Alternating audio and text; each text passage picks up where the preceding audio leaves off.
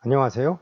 2021년 2분기하고 지난 1년 마가하고 인덱스 S&P 500하고 한번 좀 비교를 해보려는데 제가 좀 늦었습니다. 이걸 좀 했었어야 되는데 벌써 2분기 8월 중순이네요. 이거를 제가 찍을 때가 8월 말 뭐 하여튼 좀 늦었는데 하여튼 그냥 재미라기보다도 그냥 한 역사라고 생각해서 한번 보십시오. 저는 S&P 500 투자를 되게 좋아하는 사람이었는데 항상 변동성이 심할 때도 있지만 이제 좀 지금처럼 좀 작년에 전 진짜 변동성이 심했고 애플 정말 장난 아니었죠. 하여튼 이런 해였는데 이제 그게 좀 지났습니다. 1년 정도. 그리고 나서 1년이 지난 상황에서 어떻게 됐나 보는 것도 하나의 좀 의미가 있을 것 같아서 한번 정리를 했습니다. 이건 하나의 히스토리라고 생각하시면 역사라고 S&P 500이 어떻게 되는가. 하여튼 그럼 바로 들어가겠습니다.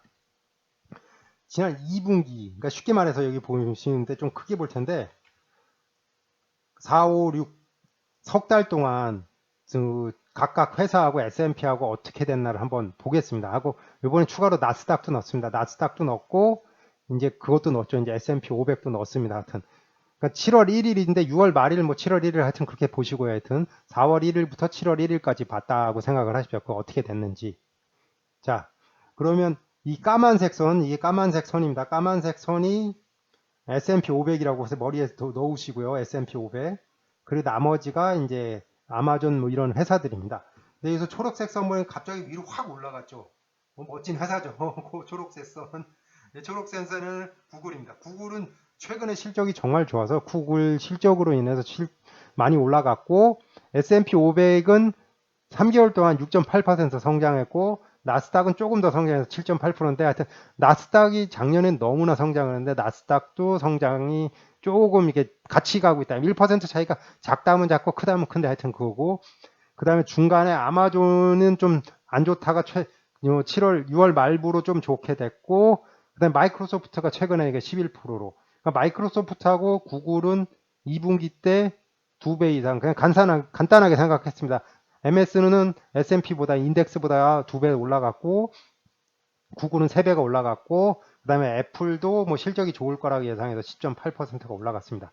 근데 여기서 여러분들한테 꼭 드리고 싶은 말씀이 뭐냐면 이 빨간색 선 그러니까 나스닥은 워낙 변동성이 크지만 이 회사들이 검은색 선 밑에 다 있었다라는 거죠. 이렇게 다 밑에 있다가 6월달 되면서부터 다들 올라갔다.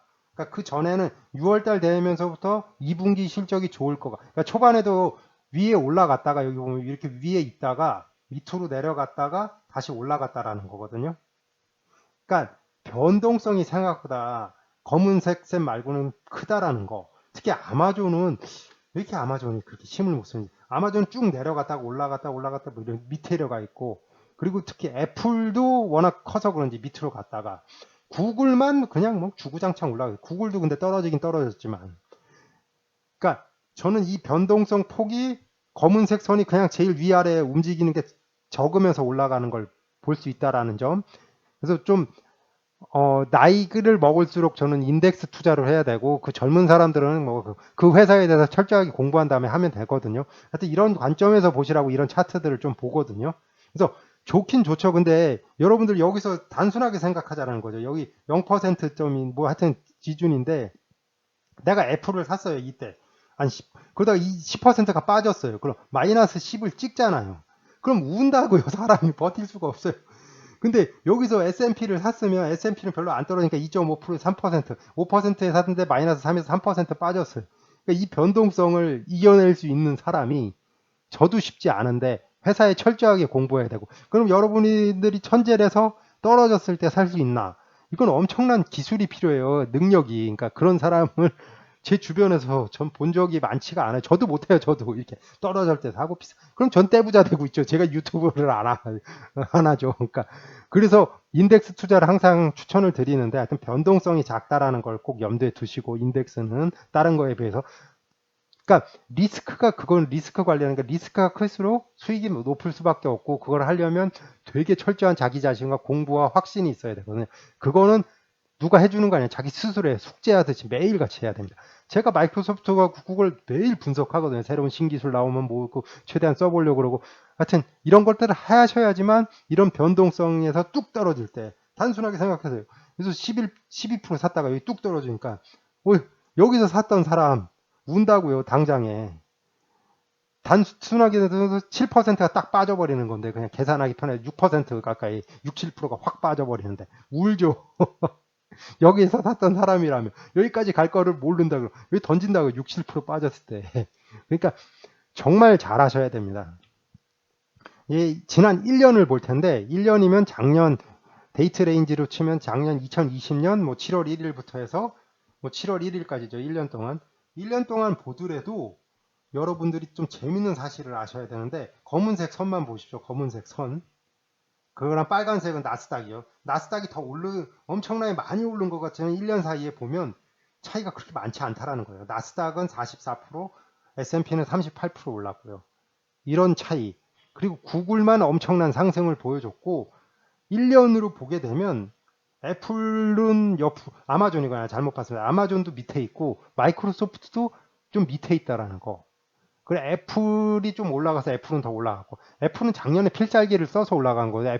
애플은 주식 스톡 스플릿 주식 분할을 했기 때문에 그 버프도 받았지만 애플이 올라갈 때의 그 변동성을 보세요. 이게 뚝 올라가서 뚝 결국엔 올라가는데 여기서도 지난 3월 달에도 좀 많이 빠졌죠. 그리고 올라가고 이 변동성을 버틸 수 있냐는 거예요.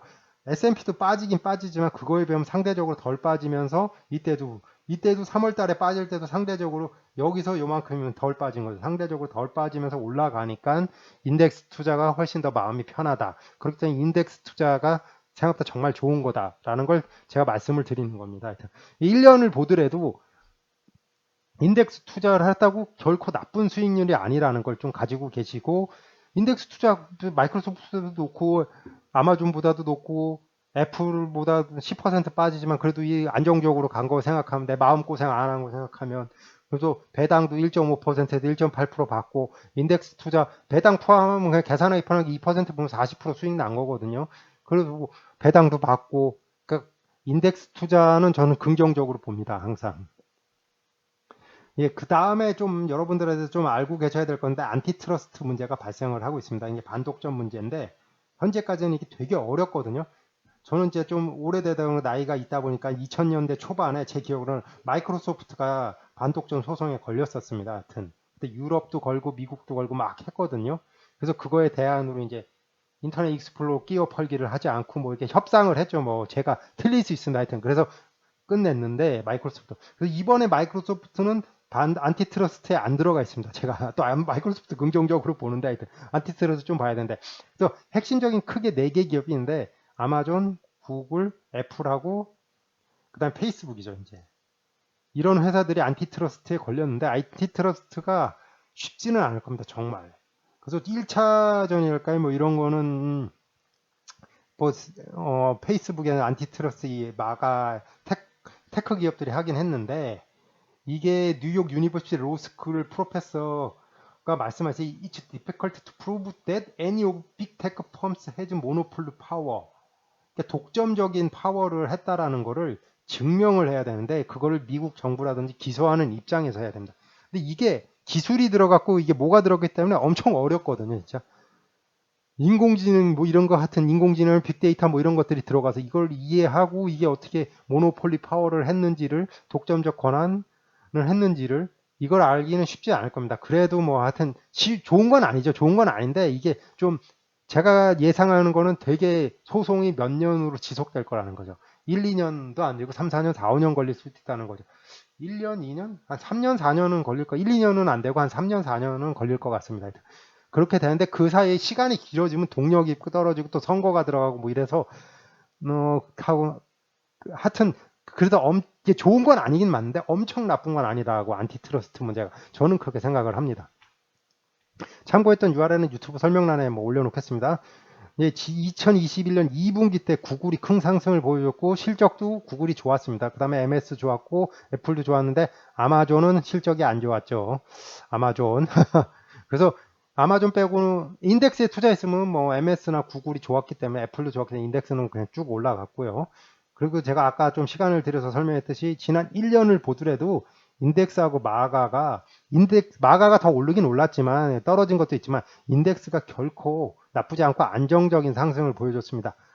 그래서 안티트러스트에서 제외된 마이크로소프트가 그래도 저는 마이크로소프트는 옛날에 먼저 맞았죠. 매를 먼저 맞아서 좀 더 마이크로소프트가 안정적으로 올라가 상승 모멘텀을 가지지 않을까. 왜냐면 이거 저거 CEO가 그 투자하기나 자기 회사 경영하기도 바쁜데 안티트러스트랑 해야 되잖아요. 아이고 이것도 참 머리 아프죠. 하여튼 상승 그래서 마이크로소프트가 이번에 안티트러스트 문제는 MS 빠져서 좀 좋다 것 같다라고 그렇게 뭐 예상을 하죠. 이거는 뭐 추론은 이렇게 추론하는 거죠. 합리적인 거니까 예. 예, 마지막에 드리는 말씀이죠. 제가 천재도 아니고 신도 아니어서 틀릴 수 있습니다. 참고만 하십시오. 참고만 하시면 됩니다. 그냥. 그리고 이게 제 거를 발판으로 더 검색을 하고 더 자기 스스로 공부를 하십시오. 그래야지만 투자를 잘할 수가 있습니다. 그게 맞고요. 또 마지막에 또 드리는 말씀이죠. 투자 책임은 모두 해당 투자자에게 귀속됩니다. 넘어갔네. 투자 책임은 모두 해당 투자자에게 있습니다. 해당 투자자에게 귀속됩니다. 예, 구독과 좋아요 부탁드립니다. 다음 유튜브 영상 제작에 큰 도움이 됩니다. 시청해 주셔서 정말 감사합니다. 오늘 하루도 행복하세요.